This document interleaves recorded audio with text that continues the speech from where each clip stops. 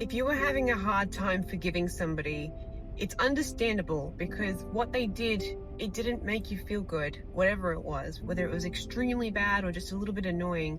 You don't prefer what they did, and you're never going to. And that's not the point of forgiveness. The point of forgiveness is to release you from that situation and to regain your sense of knowingness of who you truly are. And who you really are is liquid love. And when you are focusing on that person and what they did to you, or whatever happened, then you are separating yourself from that unconditional love and from the true essence of who you are. And that's what's making you frustrated. So to be in forgiveness is to remember who you are and to no longer give that your focus and attention to what happened and to how wrong it was. But to do that, you're going to have to forgive a little bit.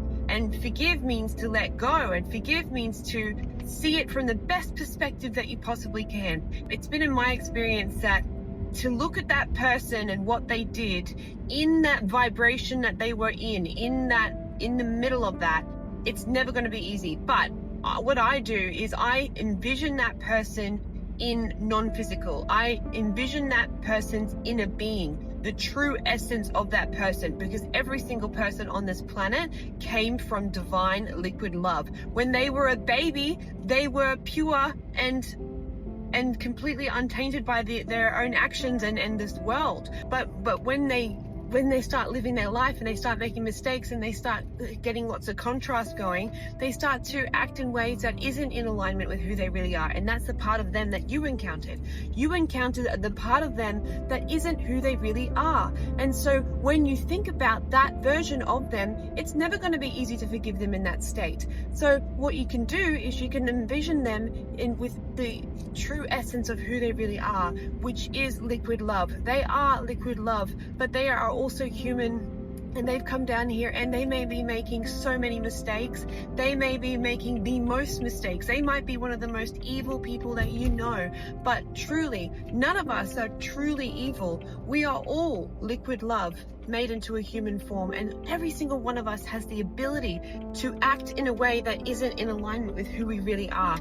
Every single one of us has that potential to be awful to one another. So what I do is I just imagine them as source energy, and I go up into the heavens and I spend time with them there, and I'm like, hey, I know you were acting like a complete asshole down here, and I forgive you. And I say it to their inner being. I don't say it to the person that was in the middle of that situation. I say it to their higher self, and by doing that, you separate yourself from that situation and you are able to let go and move on with your life, because you are so worthy of love and you don't need to relive that experience over and over and over again. And in fact, by doing that, you are actually attracting to yourself more experiences just like it. Did you know that by not forgiving somebody, you are actually drawing to you more situations that are going to match that feeling, that are going to give you that same feeling? That's why people can end up in abusive relationships time and time again, because they didn't forgive or let go of what happened to them back there. So then they're thinking about it, reliving it, and then attracting it, because that's what's vibrating in their essence. They're vibrating regret and betrayal and frustration and anger and hate. And so then they start to have that play out in their life experience over and over again. So it's not about forgiving them so that you can be some holy person. It's about forgiving them so that you can let go of that negative emotion, so that you can move on, so that you can attract the life that you deserve. Because just because that you attracted that into your experience doesn't mean that's what you deserve. It just means that that's what you were a vibrational match to at the time. And that means that you can attract something different if you give your focus to something different. And that's the real trick, isn't it? Is to get your focus onto other things that make you happy, onto other experiences that will make you happy, rather than reliving and regurgitating the past over and over and over again. That's not going to help you move on. That's going to keep you stuck in the past, and that's going to help you to recreate it.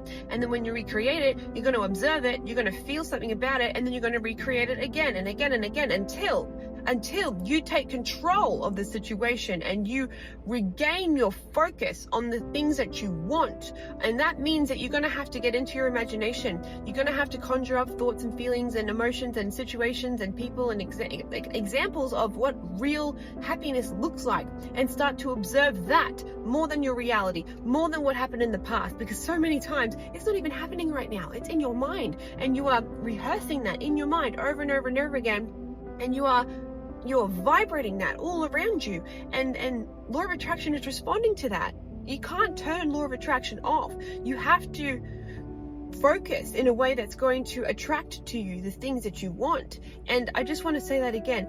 You are not unworthy, or you are not undeserving because your life is shit right now. That is just because you've been focused in the wrong way. It has nothing to do with your worth. It has nothing to do with your value. It has only to do with your focus. That is it, nothing else. So if you can get your focus in a way that actually makes you feel good, then you're going to start to attract good, and then you're going to observe good, and then you're going to attract more good, and then you can start getting the momentum going in that direction. But until you can get your focus off the things that happened and off the things that are happening and onto the things that you want in any which way that you can, even if that's reading a book, even if that means that you're making up scenarios in your minds that are pleasing to you, however you want to do it, you got to do it, because otherwise you're going to keep recreating the past or recreating what's happening right now. And if you want something different, you're going to have to focus different. It is as simple as that.